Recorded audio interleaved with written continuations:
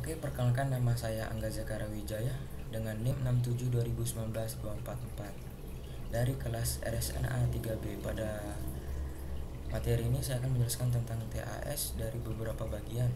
Untuk bagian pertama yaitu SPF Open Source Part First. SPF merupakan sebuah routing protokol berjenis IGRP atau Interior Gateway Routing Protocol yang hanya dapat bekerja dalam jaringan internal suatu organisasi atau perusahaan. Jaringan internal maksudnya adalah jaringan di mana kita masih memiliki hak untuk menggunakan, mengatur, dan memodifikasinya. Atau dengan kata lain, kita masih memiliki hak administrasi terhadap jaringan tersebut. OSPF merupakan routing protokol yang menggunakan konsep hierarki routing. Artinya OSPF membagi-bagi jaringan menjadi beberapa tingkatan. Untuk poin yang pertama ada 5 tipe paket yang digunakan OSPF, yaitu hello paket untuk menemukan serta membangun hubungan antar tetangga router OSPF. Yang kedua, database description DBD untuk mengecek sinkronisasi database antar router. Yang tiga, LSIR meminta spesifikasi link state records antar router satu dengan yang lain. Yang ketiga, LSU mengirimkan permintaan spesifikasi link state records. Yang terakhir, LSACK atau link state acknowledgement menerima paket link state.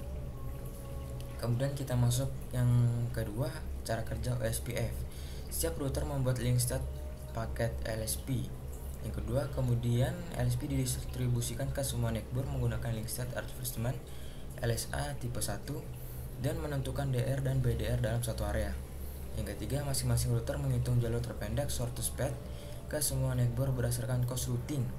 Yang keempat, jika ada perbedaan atau perubahan table routing, router akan mengirimkan LSP ke DR dan BDR melalui alamat multicast 224.0.0.6.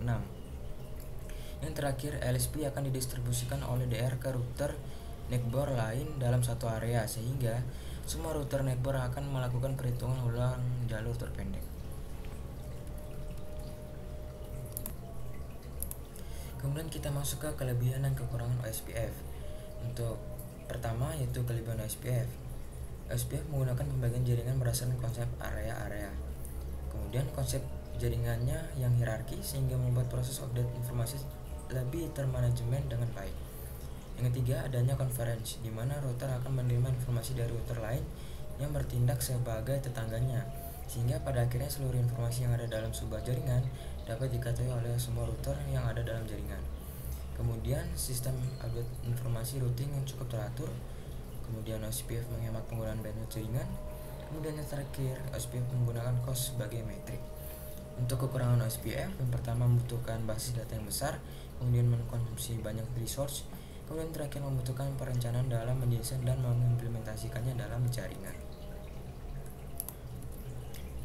Kemudian kita lanjut ke ACL, Access List.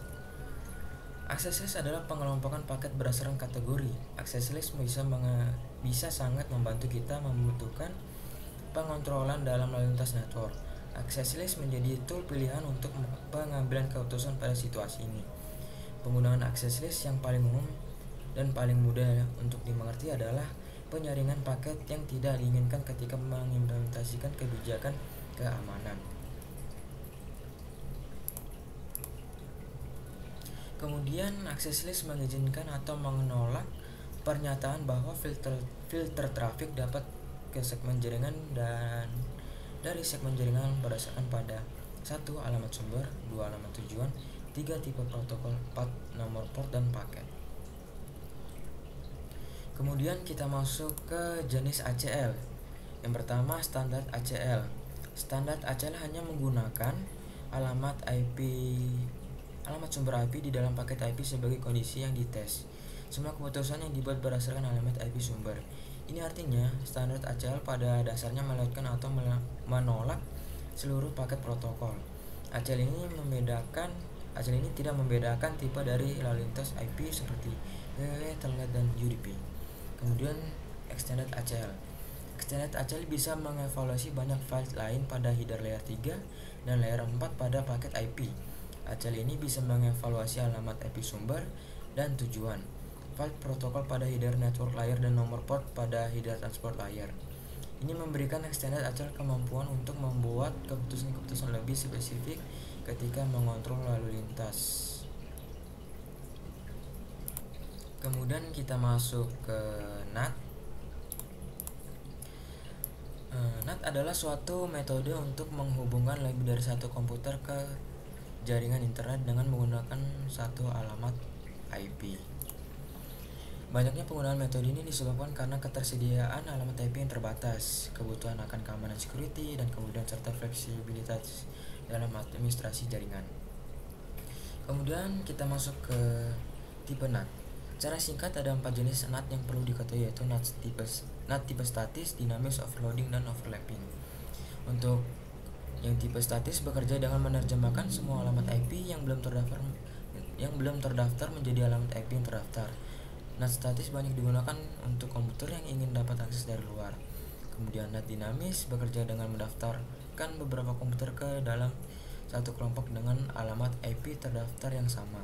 Kemudian overloading NAT memungkinkan lebih dari satu kalian terhubung menuju satu IP publik namun pada port yang berbeda. Kemudian overlapping NAT, bentuk NAT yang melakukan penerjemahan dua arah, terutama jika terdapat nomor yang sama antara alamat IP publik dan lokal. Kemudian kita masuk ke fungsi NAT. Fungsi NAT terdiri dari beberapa, yaitu yang pertama melakukan penghematan terhadap IP legal yang disediakan oleh Internet Service Provider atau ISP. Yang kedua, meminimalisir adanya duplikat alamat IP dalam jaringan. Yang ketiga, ketika terjadi suatu perubahan jaringan, menghindari proses pengalamatan kembali. Kemudian yang keempat, menambah fleksibilitas untuk terhubung dengan jaringan internet. Yang kelima, melakukan peningkatan terhadap keamanan sumber jaringan. Dan yang terakhir, dibandingkan dengan aplikasi alternatif seperti proxy, penggunaan NAT memberikan fleksibilitas dan performa yang lebih baik. Kemudian kita masuk ke kelebihan dan kekurangan dari NAT.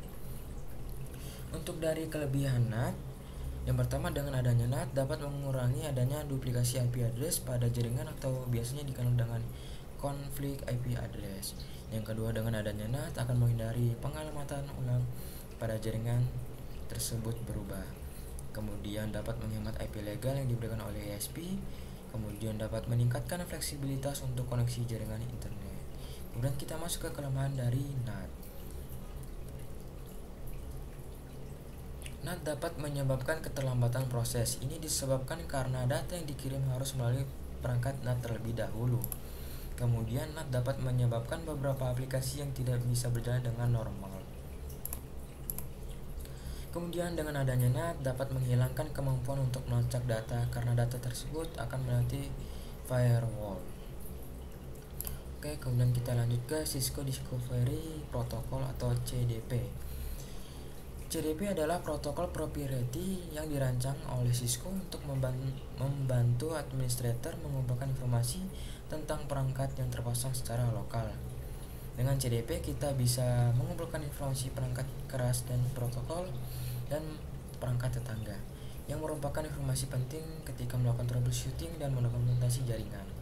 Kemudian ada beberapa tipe atau jenis CDP. Yang pertama, CDP timer, yaitu membatasi seberapa sering paket CDP dikirim keluar ke semua interface yang aktif.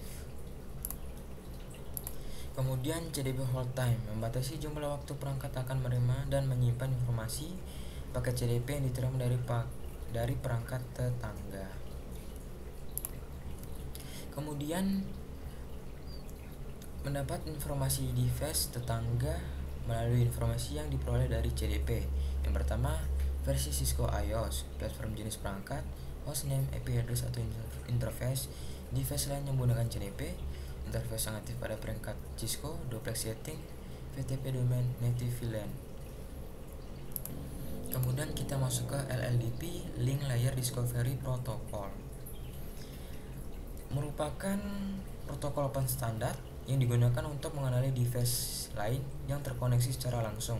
Pengertiannya sebenarnya sama, hanya perbedaannya jika CDP adalah milik Cisco dan hanya bisa running antar perangkat Cisco, sedangkan LLDP adalah protokol open, jadi bisa semua jenis vendor perangkat menggunakannya. Kemudian detail seperti informasi konfigurasi, kapabilitas perangkat, dan identitas perangkat dapat dibagikan menggunakan protokol ini. Secara umum terdiri dari DCBXP, The Data Center Bridging Exchange Protocol. Kemudian manajemen address, port description, port VLAN, system capability, system description, kemudian system name. Kemudian kita lanjut ke NTP atau Network Time Protocol. Merupakan sebuah protokol yang digunakan untuk mensinkronkan waktu di dalam sebuah jaringan, bisa jaringan LAN maupun pada jaringan internet, dan untuk sinkronisasi jam-jam sistem komputer di atas paket switching, variable latency jaringan data. Kemudian proses sinkronisasi ini dilakukan di dalam jalur komunikasi data yang biasanya menggunakan protokol komunikasi TCP/IP, sehingga proses ini sendiri dapat dilihat sebagai proses komunikasi data yang hanya melakukan pertukaran paket data saja. Kemudian kita masuk ke prinsip kerja. NTP bekerja dengan menggunakan algoritma Marzullo dengan menggunakan referensi skala waktu UTC. Sebuah jaringan NTP biasanya mendapatkan perhitungan waktunya dari sumber waktu yang terpercaya, seperti misalnya radio clock atau atomic clock yang terhubung dengan sebuah time server. Kemudian jaringan NTP ini akan mendistribusikan perhitungan waktu akurat ini ke dalam jaringan lain. Oke, sekian dari pemaparan THS RSNA 3B ini, semoga bisa menjadi bermanfaat bagi teman-teman sekalian. Terima kasih.